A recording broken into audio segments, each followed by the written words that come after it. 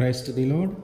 ఈరోజు దేవుడు మనకిచ్చినటువంటి వాగ్దానం ఏంటంటే సంఖ్యాకాండము 16వ అధ్యాయము 48వ వచనం.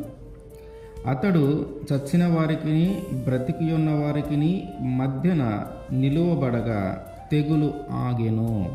ఆమేన్. దేవుడు మన చేత గొప్ప కార్యాలు జరిగిస్తాడు. దేవుడు మన చేత కొన్నిసార్లు అద్భుతాలను చేయిస్తాడు.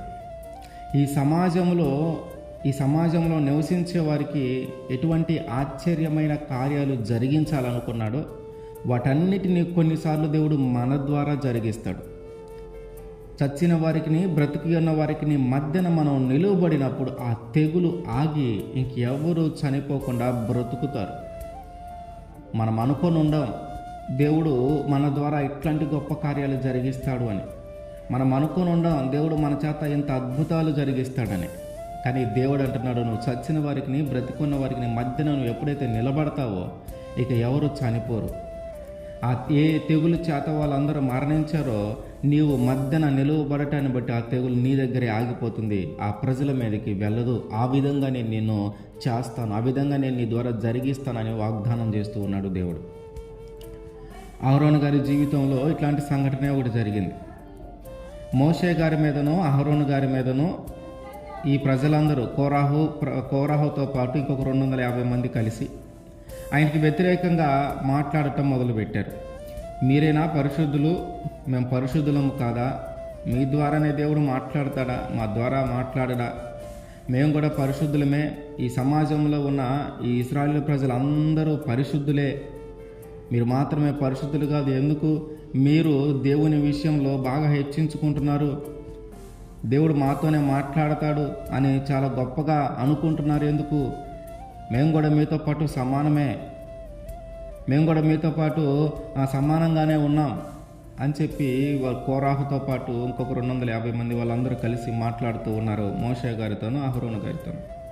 దేవుడు అది విని వారి మీద కోపించి కోరాహును ఆ మాట్లాడిన వారందరినీ, వారికి సంబంధించిన వారందరినీ ఆ భూమిలోనికి బ్రతికి ఉండగానే ఆ భూమి మింగివేసేలాగా భూమిలోకి భూమి కిందకి నెట్టివేశాడు దేవుడు. ఇది చూసి మిగతా వాళ్ళందరూ అహరోను మీదను మోషే గారి మీదను అహరోను గారి మీదను సొనుగుతూ ఉన్నారు. మన సహోదరులు మీ వల్లే చనిపోయారు, మీ వల్లే వాళ్ళు నశించిపోయారు, మీరే వాళ్ళని చంపేశారు అన్నట్టుగా మిగతా ప్రజలందరూ తర్వాత రోజు మాట్లాడుతూ ఉన్నారు. ఆ మర్నాడు వాళ్ళందరూ అట్లా మాట్లాడుతూ ఉంటే మళ్ళీ దేవుడు విన్నాడు. దేవుడు విని అసలు మీరు తప్పుకోండి, ఈ సమాజం అంతా నేను నశించిపోయేలాగా చేస్తానని చెప్పి దేవుడు మాట్లాడుతుంటే మళ్ళీ వీళ్ళు సాగిల పడుతూ ఉన్నారు దేవుడి దగ్గర. అయ్యా అట్లా చేయొద్దయ్యా, వాళ్ళని బ్రతికించు, వాళ్ళు ఏదో తెలియక మాట్లాడారు అన్నట్టుగా మళ్ళీ సాగిల పడుతూ ఉన్నారు. కానీ దేవుడి కోపము బాగా ఎక్కువగా వచ్చేసింది. మోషే గారికి అర్థమైంది. వెంటనే మోషే గారికి అర్థమయ్యి మోషే గారు ఏం చేస్తూ ఉన్నాడు అంటే అహరోను గారికి చెప్తా ఉన్నాడు, దేవుడి కోపం బయలుదేరింది కాబట్టి నువ్వు త్వరగా వెళ్ళి ఆ కోపానికి ప్రాయశ్చిత్తము కలిగేలాగున నీవు ధూపార్తిని తీసుకుని బలిపీఠం మీద నిప్పులతో నింపి ధూపమును వేగంగా సమాజమునొద్దకు తీసుకుని వెళ్ళి వారి నిమిత్తం ప్రాయశ్చిత్తం చెయ్యి, ఎందుకంటే కోపము యెహోవా సన్నిధి నుండి బయలుదేరిపోయింది. ఆ సంగతి వినినప్పుడు అహరోను గారికి పరిగెత్తుకుంటూ వెళ్ళి మోషే గారు ఏదైతే చెప్తూ ఉన్నాడో అది త్వరగా చేసుకుంటూ వచ్చేసేలేకే అప్పటికే తెగులు మొదలయ్యింది. కొంతమంది చనిపోవటం ప్రారంభమైంది ఆ తెగులు ద్వారా. వాటన్నిటిని తీసుకొని సమాజము మధ్యకు పరిగెత్తికిపోయినప్పుడు తెగులు ఆ జనాలలో మొదలుపెట్టి ఉంది. అప్పటికే చాలామంది చనిపోతున్నారు. ఇప్పుడు ఈ అహరోను గారు ధూపము వేసి ఆ జనుల నిమిత్తము ప్రాయశ్చిత్తము చేసి ఆ తర్వాత ఆ సమాజము మధ్యలోకి వచ్చేసరికి అప్పటికే కొంతమంది చనిపోయి ఉన్నారు. ఆ చచ్చిన వారికి బ్రతికి ఉన్న వారికి మధ్యన ఎప్పుడైతే అహరోను గారు నిలవబడ్డాడో వెంటనే ఆ తెగులు ఆగిపోయింది. వాస్తవంగా మోషే గారిని ఎన్నుకున్నాడు దేవుడు. ఆ మోషే గారి ద్వారా చాలా అద్భుతాలు జరిగించాడు. అహరోను గారి ద్వారా చాలా తక్కువ జరిగినాయి. సో ఇప్పుడు ఇంత తెగులు ఆగిపోయింది. అహరోను గారు ఆ ధూపార్తిని వేసి సమాజము మధ్యకి రాగానే అహరోను గారు కూడా ఎప్పుడు అనుకోని ఉండడేమో, నా ద్వారా ఇంత గొప్ప కార్యాలు జరుగుతాయి, నా ద్వారా దేవుడు ఇంత గొప్ప కార్యాలను జరిగిస్తాడు, బ్రతికి ఉన్న వారికి చచ్చిన వారికి మధ్య నేను నిలవబడితే చావు ఆగిపోతుంది అని ఎప్పుడు అనుకోని ఉండడేమో. సో మనల్ని కూడా అహరోను గారి ద్వారా ఎలాగైతే ఆ తెగులు ఆగిపోయి, ఆ చావులు ఆగిపోయి, ఆ చచ్చిన వారికి బ్రతికిన వారికి మధ్య నిలవబడినప్పుడు ఎట్లాగైతే చావు ఆగిపోయిందో, ఎట్లాగైతే మిగతా వాళ్ళు చనిపోకుండా బ్రతికి ఉన్నారో, దేవుడు మనల్ని కూడా అంత గొప్పగా ఉంచుతానంటూ ఉన్నాడు. దేవుడు మన ద్వారా కూడా ఆయన గొప్ప కార్యాలు జరిగిస్తానంటున్నాడు.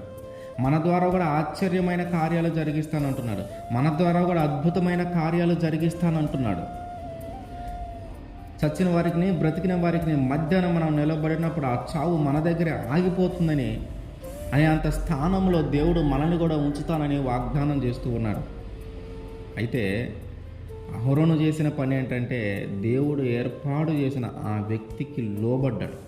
పెద్దోడే, అహరోను అన్న మోషే తమ్ముడు, పెద్దోడైనా సరే ఆ తమ్ముడి మాట విని, అంటే దేవుని మాటగా భావించి, దేవుడే చెప్తూ ఉన్నాడనిగా భావించి, ఆ మాట ప్రకారము ధూపార్తిని వేసి ఆ ప్రజల నిమిత్తము ప్రాయశ్చిత్తము చేశాడు గనుక ఆయన ద్వారా గొప్ప కార్యము జరిగింది.